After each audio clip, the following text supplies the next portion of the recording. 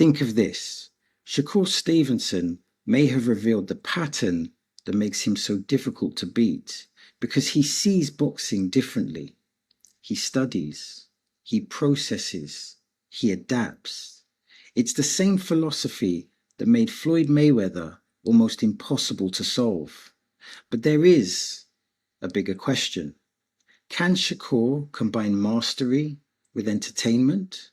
Because winning matters, but attention matters too.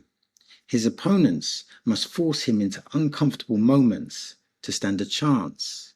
Now, young boxers must learn that intelligence is a weapon because power fades, speed declines, but the ability to read patterns, solve problems, and make adjustments can protect a fighter for an entire career.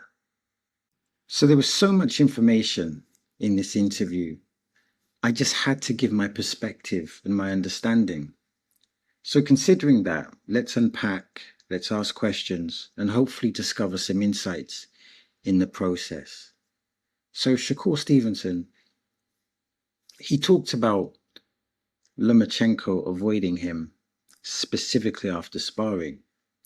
And what Shakur said was that he was so sharp in those sessions that Loma's camp concluded a real fight carried too much risk, and he said he messed up by looking that good.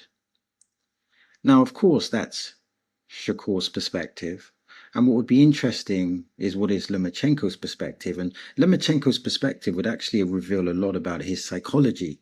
Ideally, when we think of champions and great champions, we want to think that the best want to fight the best. And maybe it wasn't Lomachenko that didn't want the fight.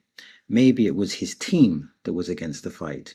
And it's important to realize that boxing is capitalism and boxing is entertainment, but a massive part of boxing is about managing risk. And it would seem that based on the sparring, that Lomachenko's team, assuming that Shakur's premise is correct, and we have no reason to doubt him, the reason they didn't take the fight, or perhaps one of the reasons that they didn't take the fight, was because the risk was too big. And of course, there might be other stuff in terms of the brand of Shakur at the time. You know, was the risk worth the economic reward or the cultural impact? But I thought that was a real interesting insight. And then Shakur spoke about defense-first boxing being a dying art in the US. And there's a real interesting inference here because defense-first boxing is an art. Let's start there. And he also states that in American gyms, there's now this focus. There's this focus on power and aggression, while the skill of not getting hit is being coached out of young fighters. Now, the art of not being hit, that's the philosophy of boxing. So definitely don't want that culture. But at the same time, boxing is entertainment. But we love the science of boxing. The hardcore fan loves the science of boxing, but the casual fan perhaps loves the brutality. And this creates a question. Is there a middle ground where we can love the science of boxing, the defensive boxing, but also love the brutal elements of boxing, which is a byproduct of boxing because, it's two people hitting each other with skill, talent, dedication, etc. And it's important to recognize that what happens when you develop a culture?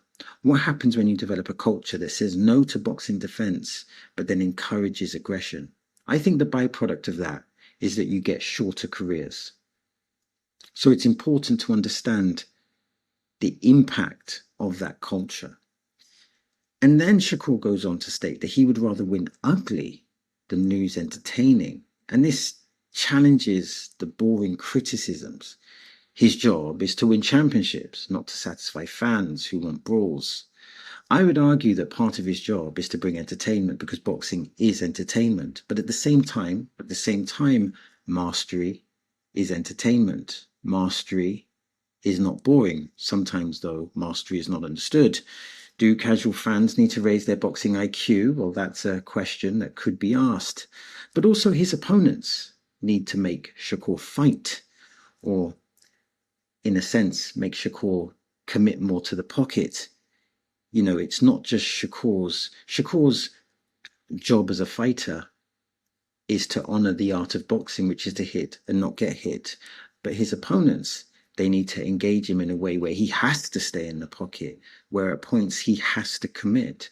So I may disagree with the premise of what Shakur's stating, because I disagree that it's boring. Boxing mastery is not boring, but at the same time, entertainment is such an important part of boxing. And think of this as well. Why do we love Evander Holyfield? We love Evander Holyfield because, you know, he engaged in entertaining fights. Why do we love Rocky Marciano? We love Rocky Marciano because he engaged in some brutal and entertaining fights. So, and even though I recognize that, and I recognize the entertainment, the brutality, it's also important to recognize that there's entertainment within the mastery. And then the conversation goes into enhancement. And according to Shakur Stevenson, enhancement is more common than fans want to believe. I'm not sure if that premise is true, because I think a lot of fans believe that there is a lot of enhancement happening within sport in general at an elite level, particularly boxing. And Shakur has spoken candidly about that. And it's about managing the risk when there's a suspicion there. And of course, the problem is that in elite sports, people will be manipulative and people will take risks. Boxing is capitalism. Capitalism is competition, and everyone wants to win. Everyone wants to be the best. And some people will take shortcuts. I think the important thing here is that the testing, it's not good enough just to have testing. The testing needs to be effective, because you can have ineffective testing. And I believe that testing has improved through the years, but it needs to continue to improve to take this out of the sport. It's important to remember that boxing is dangerous. So taking enhancement makes boxing even more dangerous. And some people could argue that that is unforgivable. And of course, that's a very interesting narrative. And then we move on to Shakur's perspective with regards to ring IQ and how ring IQ beats physical gifts over a long career. So from Shakur's perspective, he feels that his edge is not his power, it's his ability to read patterns and problem solve mid-fight. So he frames a match as like a puzzle that needs to be solved, as opposed to a war. So figuratively, we're using different language. And I would argue this is the Floyd Mayweather philosophy.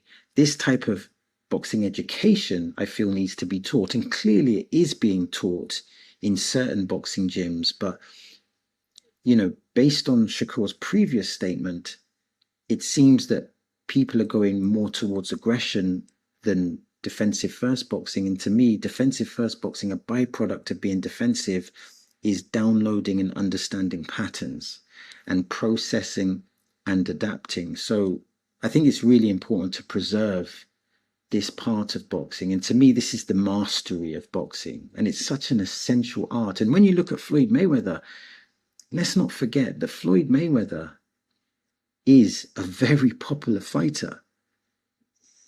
I think he was economically the most successful fighter. What does that mean? Well, it means that if we can make the argument that Floyd Mayweather is defensively the greatest fighter of all time, and some would make that argument, if the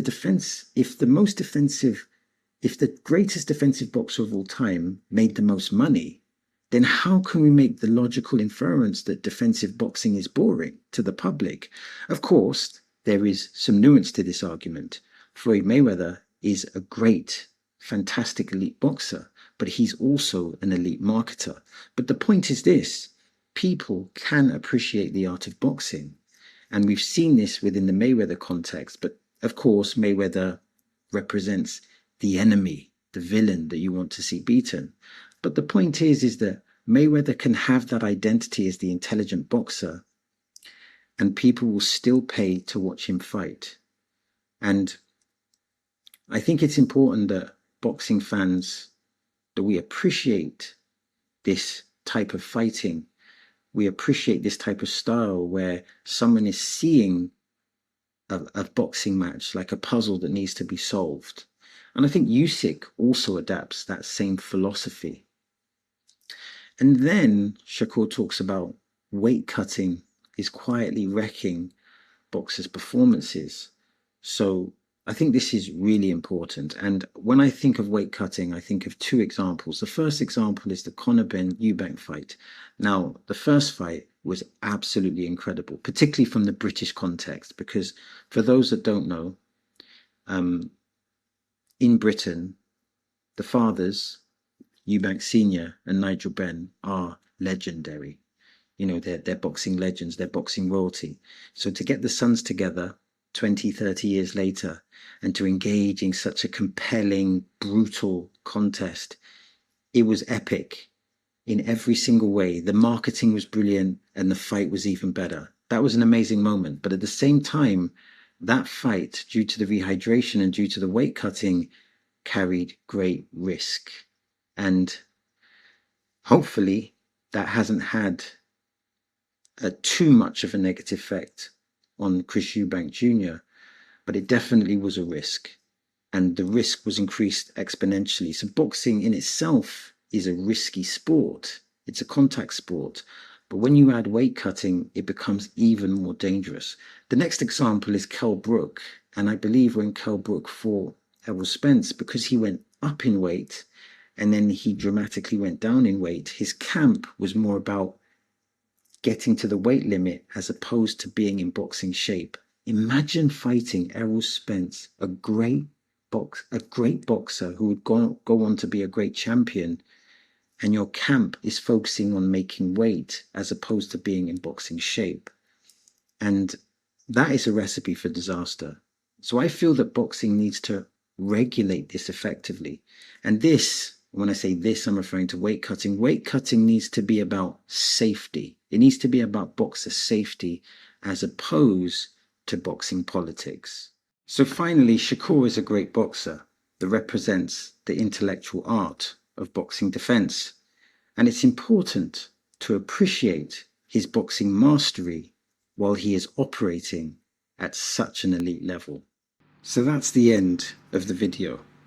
Now I'm trying to build a digital boxing community, and that means I'm interested in your thoughts, I'm interested in your perspectives, and I'm interested in your observations. Now if you want to support the channel, press like, hype, and subscribe.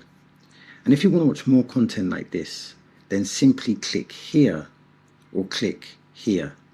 As always, thanks for your time. It is much appreciated.